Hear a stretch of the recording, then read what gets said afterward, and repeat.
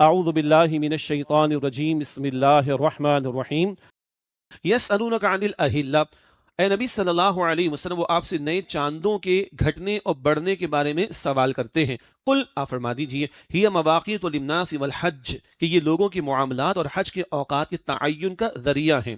بہرحال ایک قمری کیلنڈر بھی ہم استعمال کرتے ہیں جس کی اہمیت ہے، اور اسی طریقے پر شریعت کے بہت سارے احکامات کا دار و مدار کس پر ہے؟ قمری تاریخ پر ہے۔ رمضان کا آغاز، رمضان کا اختتام، عید الفطر کا تعین، عید الاضحیٰ کا تعین، حج کے ایام کا تعین، زکوٰۃ کا سال قمری اعتبار سے ہوگا، ایک خاتون کی عدت کی مدت کا تعین، یہ سب کس پر بیس کرتا ہے؟ قمری تاریخ پر، اس کی اپنی اہمیت ہے۔ قل ہی مواقیت للناس والحج، آپ فرما دیجیے کہ یہ لوگوں کے معاملات اور حج کے اوقات کے تعین کا ذریعہ ہے۔ ولیس البر بان تأتوا البیوت من ظہورها، اور یہ نیکی نہیں ہے کہ تم گھروں میں ان کے پچھواڑے سے داخل ہو جاؤ۔ ولکن البر من اتقى، بلکہ نیکی تو اس کی ہے جس نے تقوی اختیار کیا، یعنی پرہیزگاری، گناہوں سے بچنا۔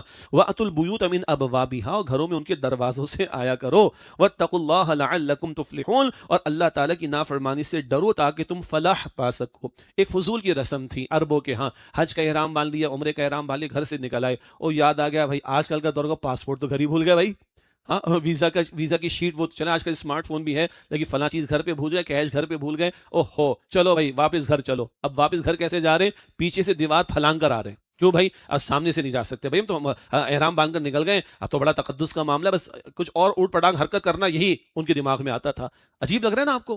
یہ کیفیت تاری ہوتی ہے لوگوں پر، عجیب قسم کی حرکتیں لوگ کرنا شروع کر دیتے ہیں۔ ہمارے لوگوں نے مزاروں پر جا کر اور پیروں کے پاس جا کر اور جاہل قسم کے صوفیوں کے پاس جا کر پتہ نہیں کیا کیا ایسی حرکتیں کرنا شروع کر دیں جن کو دیکھ کر ہنسی چھوٹ جائے انسان کی۔ اسی طریقے پر بعض لوگوں کے مناظرے کی کیفیت میں جب غلبہ آ جاتا ہے، یوٹیوب پر ان کے مناظرے موجود ہیں، ناچتے کودتے اور اپنی پگڑی اٹھا کر پھینک دیتے ہیں۔ میں کہتا ہوں بچوں کو کارٹون نہ دکھاؤ، یہ دکھا دو بچے ویسے ہی محظوظ ہو جائیں گے۔ یہ کیا پاگل پن ہے، یہ کیا دماغ خراب ہو گیا ہے؟ من چاہی باتوں کو، ان رسومات کو تم نے دین بنا لیا۔ نہ، وَأْتُوا الْبُيُوتَ مِنْ أَبْوَابِهَا، گھروں میں ان کے دروازے سے آؤ، مہذب طریقے پر رہو، ہاں مہذب طریقے پر رویہ اختیار کرو، اور اصل نیکی یہ تمہاری خود ساختہ رسومات نہیں ہے بلکہ تقوی اختیار کرو۔ اور تقوی کی مزید تفصیل کدھر آئی تھی؟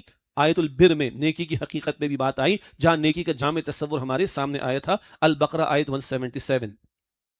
واتقوا اللہ لعلکم تفلحون، اور اللہ تعالیٰ کی نافرمانی سے ڈرو تاکہ تم فلاح یعنی اصل کامیابی پا سکو۔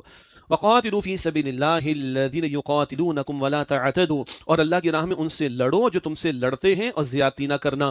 ان اللہ لا يحب المعتدین، بے شک اللہ زیادتی کرنے والوں کو پسند نہیں کرتا۔ یہ مدنی دور ہے، آئندہ ذکر آتا رہے گا۔ مکی دور میں قتال کی اجازت نہیں تھی، وہاں تو حکم تھا، سورہ نساء آیت 77 میں ذکر ہے، کفوا ایدیکم، اپنے ہاتھوں کو باندھے رکھو۔ مکے کے 13 برس قرآن پاک کی تلوار چلی، لوہے کی تلوار نہیں چلی، وہاں ہاتھوں کو باندھے رکھنے کا حکم تھا۔ یہ بڑا اہم نقطہ ہے رسول اکرم علیہ السلام کے طریقہ انقلاب میں، وہ بات کریں گے انشاءاللہ بعد میں، گاہے بگاہے تفصیل آئے گی۔ یہاں مدنی دور ہے، قتال کا حکم آ گیا۔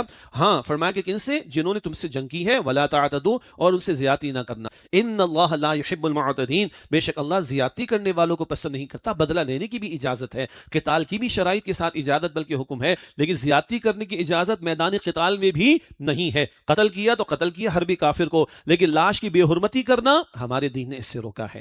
اللہ اکبر۔ اب الفاظ سنیں، یہ قرآن ہے، اللہ کا کلام، قرآن ہے اللہ کا کلام۔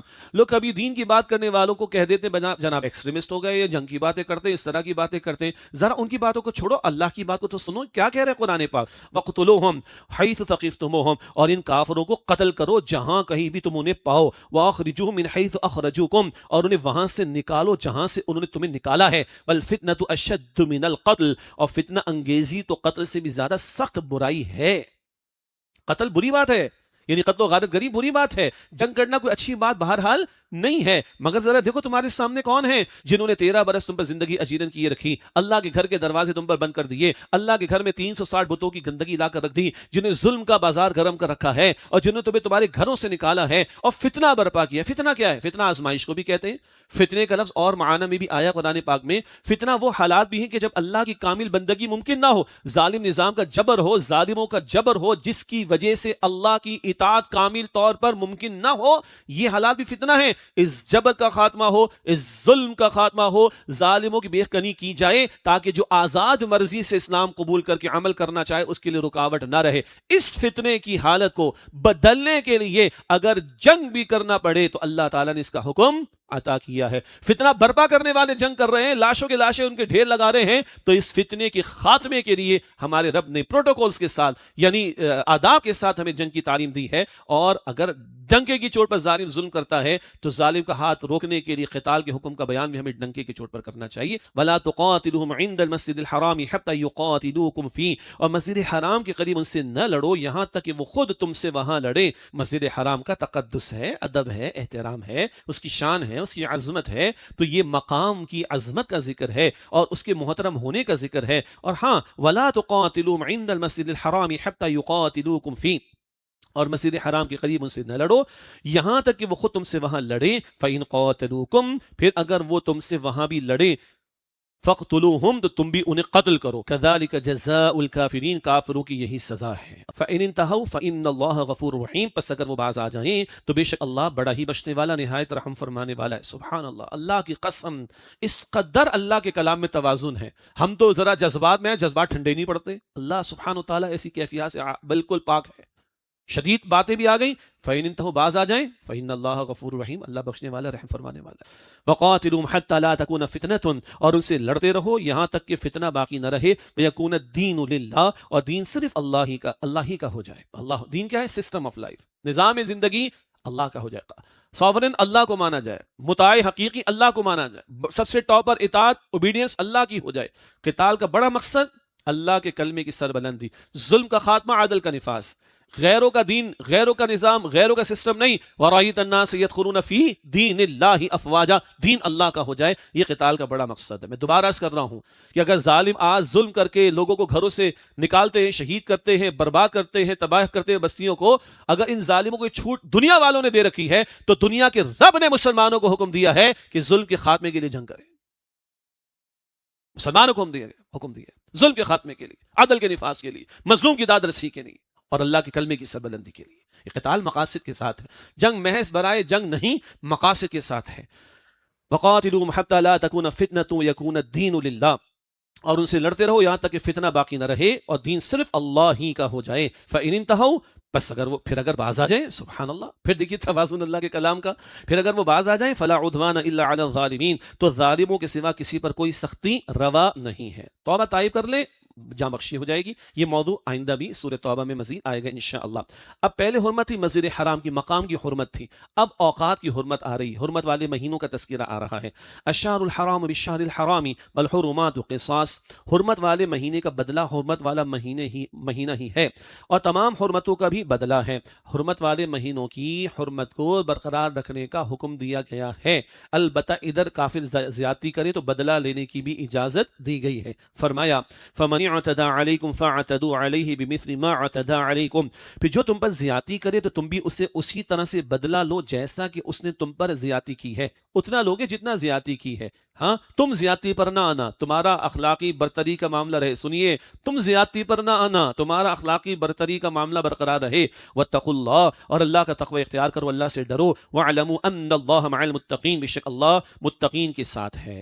ڈر کس بات کا؟ اللہ ناراض نہ ہو۔ ناراض کس سے ہوتا ہے؟ اللہ جو گناہ کرتا ہے۔ تو متقی کون ہوتا ہے؟ اللہ کا خوف رکھنے والا۔ متقی کون ہوتا ہے؟ گناہوں سے بچنے والا۔ میدان جنگ میں بھی کھڑا ہوگا تو اللہ کا خوف رکھے گا، زیادتی کی طرف نہیں جائے گا۔ آسان بات نہیں ہے، یہ بڑی قیمتی تربیت ہے جو قرآن کریم کر رہا ہے، سبحان اللہ۔ اب قتال، اچھا یہ آگے حرمت والے مہینوں کا ذکر، معروف ہے حرمت والے مہینے ہم جانتے ہیں، عربوں کے ہاں بھی 4 مہینے حرمت والے تھے اور ان میں ادب تھا، احترام تھا، جنگ نہیں کرتے تھے، اور شریعت اسلامی میں بھی نبی علیہ السلام کی شریعت میں بھی ان حرمت والے مہینوں کی حرمت کو برقرار رکھا گیا۔ ایک رجب کا مہینہ ہے، وہ معروف تھا عمرے کے لیے ان کے ہاں، اور 3 لگاتار ہیں، ذی القعدہ، ذی الحجہ، محرم، یہ حج کے لیے معروف، مہینے بھر کا سفر آنے کا، مہینے بھر کا جانے کا، درمیان میں حج کے ایام۔ تو رجب ایک ہوا اور 3 کنزیکٹیو ہیں، ذی القعدہ، ذی الحجہ، محرم۔ یہ 4 مہینے عربوں کے ہاں بھی حرمت والے تھے، ہماری شریعت میں ان کی حرمت کو برقرار رکھا گیا۔ اگر یہ ادب کرے تم بھی ادب کرو، یہ جنگ پر آ جائیں تو تمہیں بدلہ لینے کی اجازت ہے، لیکن زیادتی نہ کرنا۔ واتقوا اللہ، اور اللہ سے ڈرو، وَاعْلَمُوا أَنَّ اللَّهَ مَعَ الْمُتَّقِينَ، اور جان لو بے شک اللہ متقین کے ساتھ ہے۔ اب قتال کے بعد انفاق کا تذکرہ آ رہا ہے، وہ 4 باتوں میں سے چوتھی بات انفاق کا ذکر۔ وَأَنفِقُوا فِي سَبِيلِ اللَّهِ، اور اللہ کی راہ میں خرچ کرو، وَلَا تُلْقُوا بِأَيْدِيكُمْ إِلَى التَّهْلُكَةِ، اور اپنے آپ کو اپنے ہاتھوں سے ہلاکت میں نہ ڈالو۔ انفاق نہیں کرو گے، مال کی محبت تمہارے دلوں میں گھر کر جائے گی، پھر اللہ کی اطاعت کہاں سے کرو گے تم؟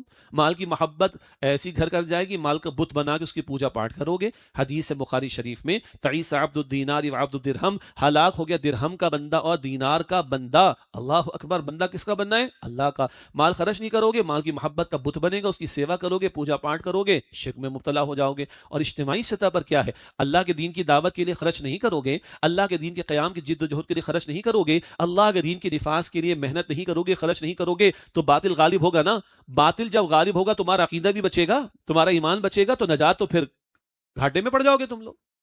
تو خرچ کرو اور اپنے آپ کو ہلاکت میں نہ ڈالو، اپنے ہاتھوں اپنی ہلاکت کا فیصلہ نہ کرو۔ آؤ اللہ کے دین میں آگے بڑھو، اللہ کی راہ میں خرچ کرو، اس کے دین کی دعوت کے لیے، اس کے دین کے نفاذ کی جد و جہد کے لیے۔ وَأَحْسِنُوا، اور نیکی کرو۔ یہ ترجمہ ہم کرتے ہیں نیکی کرو، لیکن احسان عمدگی کے ساتھ عمل کرنا، اس کی وضاحت المائدہ آیت 93 میں کریں گے انشاءاللہ۔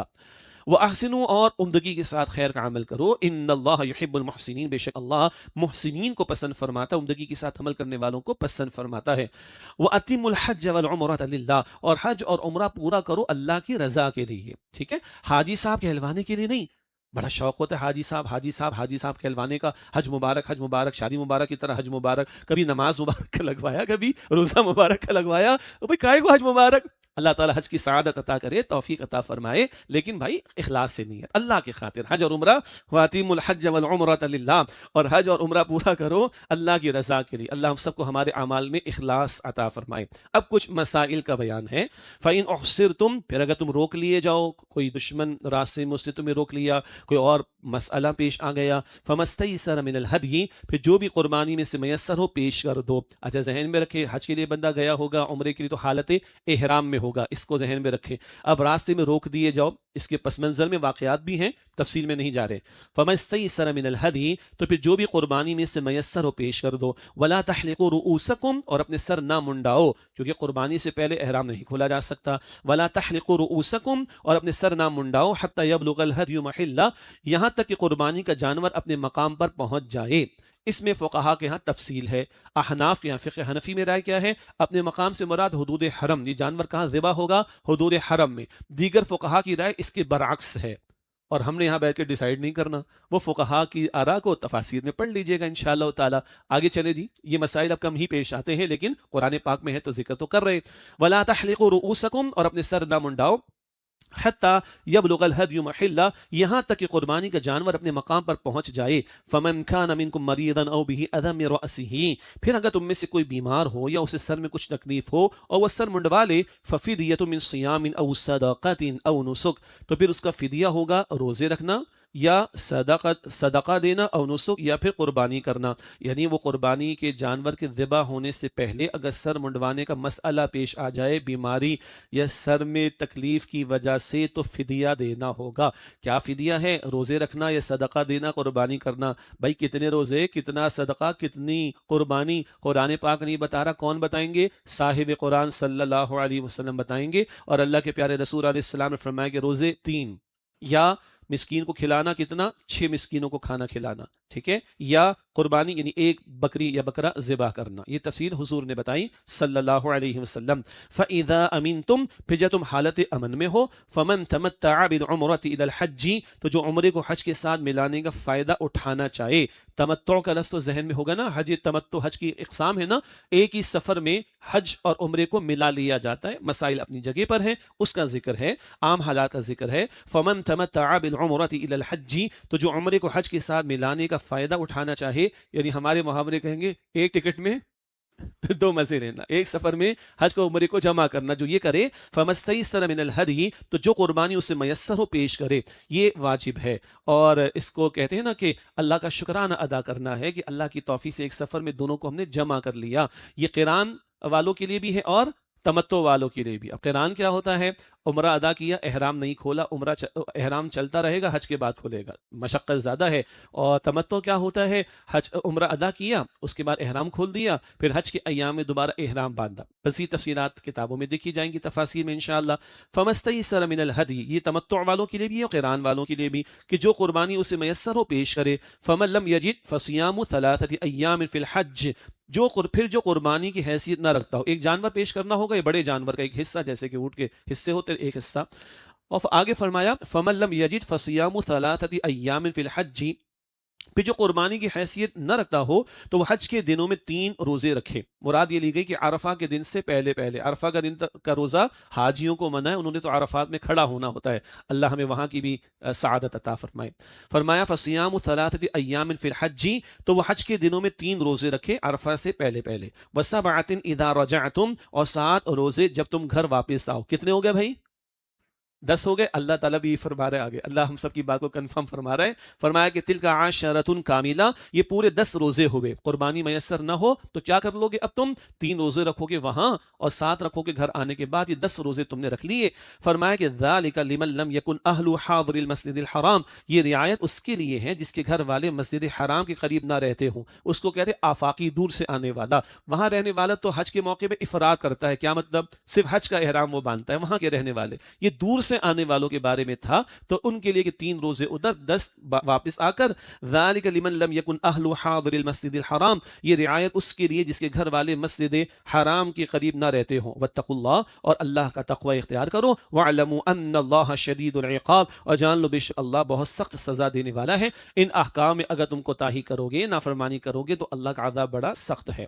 وآخر دعوانا ان الحمد للہ رب العالمین، والسلام علیکم ورحمۃ اللہ وبرکاتہ۔